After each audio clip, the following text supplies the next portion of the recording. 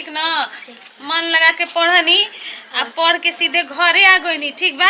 आ कोनो लइकन से लड़ाई झगड़ा ना कईनी ना।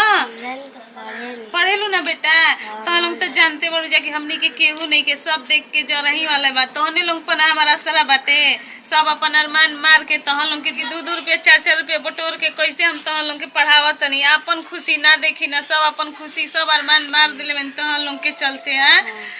पढ़नी मन लगा के तू पढ़नी बेटा है। हाँ मन लगा के पढ़िया। कोनो चीज के कमी होला ना तो घर में कोई से मत मंगिया जा। हमारा से मंगिया सन हम देव तहन लोग के। जानते बाड़ू कि बाबू पिया करे बड़न है उनको से मंगू सन तो झगड़ा लड़ाई करे लगन पी के ने ओने लोटा रहेलन। अब तो भगवान ऐसन कह देलन कि हमारा असरो नहीं खे कि लइका होई तने लोग दुगो हमारा खातिर लइका चाहे लइकी बाड़ू जा ना। खाना खइलू बेटा? अरे सुनो खइलू अब तो नहीं के पढ़े नहीं के जाके ठीक बा। अबे उतर ई का कहतनी